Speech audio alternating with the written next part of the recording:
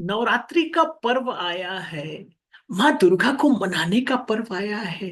माँ दुर्गा की उपासना का पर्व आया है। हम सबने जोत जलाया है। माँ चंडिके में, माँ शीतला में, माँ वैष्णो देवी में, माँ शारदा मैया में, माँ भवानी में, हर किसी ने अपनी क्षमता से जोत जलाया है। घर में जोत जलाया है, मंदिर में जोत ज्वारा जलाया है। खूब तपस्या करते हैं। लेकिन कहते हैं ना, हम जितने कार्य करते हैं वो तो अच्छी है, लेकिन क्या कार्य नहीं करना चाहिए वो भी कर जाते हैं। और जो कार्य नहीं करना चाहिए वो कभी नहीं करना चाहिए।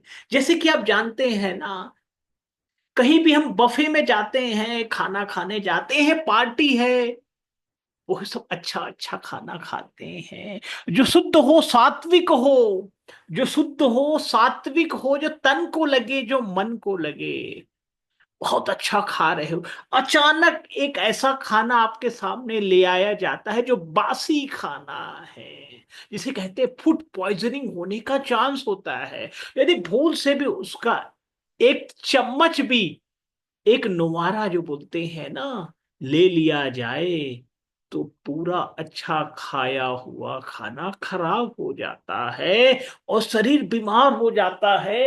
पूरा शहर बीमार हो जाता है, क्योंकि पूरा शहर वहां खाना खाने गया था। तभी तो बोलते हैं ना, बीमारी फैल गई।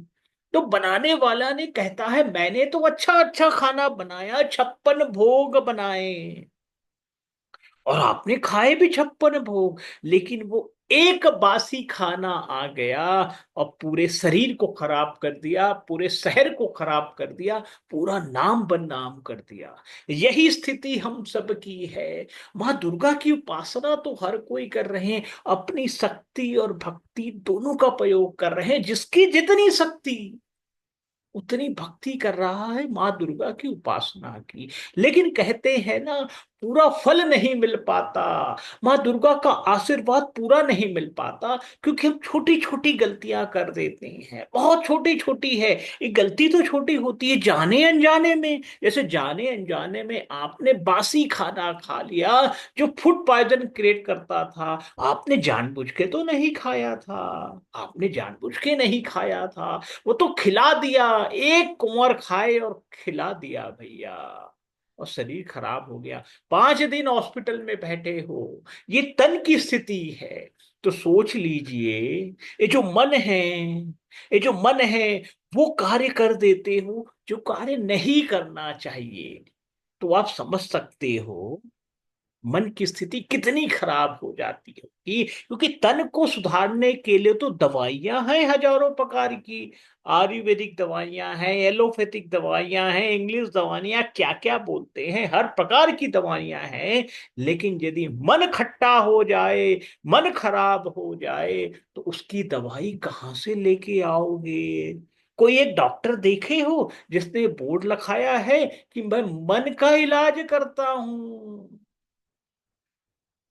क्योंकि ये जो ताकत है ना, ये मेरे कृष्ण, मेरे गोविंद में है, मेरी राधा रानी में है, मेरी माँ जगदम्बे में है, मेरे राम में है, मेरे हनुमान में है, जो मन की सारी बीमारी दूर कर देते हैं, मन को स्वच्छ पवित्र कर देते हैं। और जब मन स्वच्छ पवित्र होता है ना, गंगा के पानी की तरह, गंगा यमुना सरस्वती कावेरी कृष्णा गोदावरी नर्मदा के स्वच्छ पानी की तरह जब मन पवित्र होता है, तो घर में सुख शांति समृद्धि आती है। सारे कार्य संपन्न होने लग जाते हैं, सारे रिश्ते अच्छे सुधर जाते हैं, बेटियों का विवाह होना शुरू हो जाता है। बच्चे जो पढ़ाई नहीं कर रहे हैं वो भी अच्छे एग्जाम में अच्छे नंबरों से पास होना शुरू कर देते हैं, क्योंकि मन पवित्र हो गया है। और मन पवित्र करने का एक ही तरीका है, उसी तरीके की बात करने वाले हैं। बस 2 मिनट रहिएगा। कहते हैं ना, अच्छा कार्य तो बहुत कर रहे थे, जैसे अच्छा खाना तो बहुत खा रहे थे, लेकिन एक गलती कर दी अनजाने में। यही स्थिति नवरात्रि में हो जाती है। बहुत छोटा सा उपाय है। माँ नवरात्रि जो होती है, माँ दुर्गा का जो पर्व होता है, माँ दुर्गा की उपासना का पर्व है। जो जगत जननी है, जगत से हमको सब कुछ मिलता ही है। एक किसान हल लेके जाता है, बीज रोता है, एक बीज से हजारों करोड़ों फसलें आती है। धान की बाली, गेहूं की बाली, जितनी सब्जियां, सब कुछ मां जगत जननी केवल देती है, केवल केवल देने का काम है। लेकिन हम गलती क्या कर देते हैं, और जो जगत जननी की जो परिभाषा बताई गई है, वो कोई दूसरी जगत जननी नहीं है। हम सबकी माँ, हम सबकी बहन, हम सबकी भाभी, पत्नियां, जितनी महिलाएं हैं आपको दिखाई देती, तभी तो नौ कन्याओं के पूजन का बहुत विशेष महत्व बताया गया है। नवरात्रि के 7वें दिन, 8वें, 9वें दिन शुरू हो जाती, इवन पंचमी के दिन भी बहुत लोग करते हैं। जैसे जैसे श्रद्धा भक्ति, नौ कन्याओं की पूजा उपासना ये क्यों की जाती है, जरा सोचो तो सही। ये हमें याद दिलाने की जाती है, माता बहिना महिलाओं का जरूर सम्मान करना चाहिए। और जिस देश में, जिस शहर में, जिस घर में महिलाओं का सम्मान होगा, वहां सुख शांति समृद्धि हर पल हर क्षण रहेगी, हर पल हर क्षण। और कुछ काम कर ना सको, कर सको, लेकिन महिलाओं का कभी अपमान मत करो। किसी की बेटी को आपने बहू बनाया होगा, अरे कुछ गलती हो जाती होगी उससे, क्योंकि वो तो दूसरे के घर से पल भर के आई है ना भैया। तो आपके घर को समझने में समय लगेगा। अरे अपने माँ बाप को छोड़ के आई है, अपने भाई को छोड़ के आई है, अपनी छोटी बहनों को छोड़ के आई है, कितनी मन में पत्थर रख के आई होगी, आपके घर में आती है, आप स्वागत करते हो, एक लोटा लेके, चावल लेके, वो क्योंकि क्या कहते हैं, लक्ष्मी आई हैं। लेकिन फिर क्या होता है, 1-2 वीक के बाद छोटी छोटी बुराइयां शुरू कर देते हैं। अरे बहू को ये नहीं आता, अरे वो नहीं आता। अरे बिल्कुल मत किया करो, वो आपकी बिटिया है, धीरे धीरे समझ जाएगी। और कुछ गलती कर दी तो क्या हुआ भैया, आपको अच्छा आता है ना, आप कर दो ना, कर दो ना, मत करो बुराइयां। वो अपनी माँ बाप को छोड़ के आई है, कितना कष्ट उठाई होगी। आप अपने बेटे को बोल के देखो, बेटों की विदाई सुनी है कभी, बिटिया की विदाई सुनी है, बेटों की विदाई, ये कितना कठिन है, सोच के कितना कठिन है।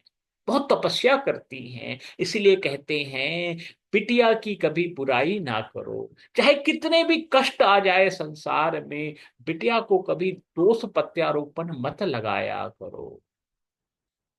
माँ जननी, माँ साक्षात जगत जननी का अवतार होती हैं। माँ साक्षात जगत जननी का, इसी प्रकार अपनी माताओं का, दादा दादी का, हर किसी का सम्मान करो घर में, हर किसी का सम्मान करो। दो कटु वचन बोलने से पहले 10 बार सोच लिया करो, 10 बार सोच लिया करो। अरे माँ जगत जननी के दरबार में यदि ना भी पहुंच पाए, तो अपने घर में जितनी माताएं उनका सम्मान कर दोगे, तो मेरी माँ जगत जननी आपको घर में आशीर्वाद देने पहुंच जाएंगी। ये मेरी माँ का वर्ण है, ये मेरी माँ का आशीर्वाद है हर किसी पे। तभी तो नौ कन्याओं की पूजा की जाती है, वो बार बार याद दिलाता है। आप देखिएगा, नवमी आएगी तो हमारे प्राइम मिनिस्टर मोदी जी भी नौ कन्याओं की पूजा करेंगे, हमारे चीफ मिनिस्टर योगी आदित्यनाथ जी भी पूजा करेंगे, पूरा संसार पूजा करेगा। तो यही याद दिलाता है, माता बिटियाओं का सम्मान करो, कष्ट मत दो, मत दो, मत दो। अरे भैया, आप पुरुष हो, आप माताएं हैं, हमने देखा है एक महिला ही दूसरी महिला की आजकल दुश्मन हो जा रही है। हाँ जरूर है, संसार में कुछ महिलाएं गड़बड़ काम करती हैं। अरे भैया, जब चावल बिनते हो ना, 1-2 कण तो उसपे कंकर के आ ही जाते हैं, इसका मतलब पूरे चावल तो खराब नहीं होता ना भैया, उस कंकर को उठा के फेंक देते हो। यही संसार की दशा है। आज जितने अखबार चल रहे हैं, वो कुछ महिलाएं जो गड़बड़ काम करती हैं उसके बारे में खूब प्रचारित करते हैं, लेकिन जो अच्छी महिलाएं हैं उनके बारे में बात नहीं होती। इसका मतलब पूरी महिला समाज खराब नहीं है भैया। चावल में कंकड़ आ ही जाएगा, चुपचाप उसको निकाल के बाहर कर दीजिए भैया, तो स्वस्थ भी अच्छा रहेगा, और तन भी अच्छा रहेगा। हमारी तो यही विनती है, विनती है, क्योंकि मेरे कृष्ण मेरे गोविंद का संसार है। और मेरे कृष्ण मेरे गोविंद ने हर पल हर क्षण यही सिखाया है, माताओं बहनों का हर पल हर क्षण सम्मान करना चाहिए, क्योंकि मेरी माताएं बहनें होती हैं, उन्होंने देने के सिवा दूसरा कुछ किया ही नहीं है। हर चीज के लिए सेक्रीफाइस ही तो करती हैं। आपके बिटिया आपके बेटे के लिए बहू बन के आती है तो कितना बड़ा सेक्रीफाइस है उनके जीवन में। शुरू से उनको यही सिखाया जाता है कि तुम पराया धन हो। सोच लीजिए कितना बड़ा वर्ड यूज किया जाता है, शब्द पराया। अपना धन नहीं, पराया। जिस घर में आंगन में खेलती है, कूदती हैं, एक एक पत्थर के साथ, एक एक जमीन की, एक एक तुलसी के साथ रिलेशन होता है, एक दिन आता है और बोलती है कि तुम पराया धन हो, और वो चुपचाप चली जाती हैं। ये भारत देश की जो महिलाएं हैं, जो कन्याएं हैं, वो कितना सेक्रीफाइस करती हैं। उनका हर पर हर क्षण सम्मान करो। ये गलती कभी ना करो कि उनको कभी बुरा लग जाए, अरे कष्ट हो जाए तो माफी मांग लिया करो। माफी मांगने में कुछ बुराई नहीं है, लेकिन उनके कष्ट मत दो। मेरे कृष्ण मेरे गोविंद मेरी राधा रानी की असीम कृपा होगी, सारे कार्य संपन्न होना शुरू हो जाएंगे। और माँ जगदम्बे आपकी हर पल हर क्षण रक्षा करेगी। पूरी नौ दुर्गा, नौ दुर्गा बन के रक्षा करेगी माँ दुर्गा, क्योंकि आपने उनकी बिटिया की रक्षा की है। मेरी माँ दुर्गा जो है अपना कर्ज निभाती है। हर कन्याओं का सम्मान करो, पर प्यार की नजर से उनके देखो, कभी बुराई नजर से मत देखो उनको। मेरी माँ दुर्गा हर पल हर क्षण रक्षा करेगी।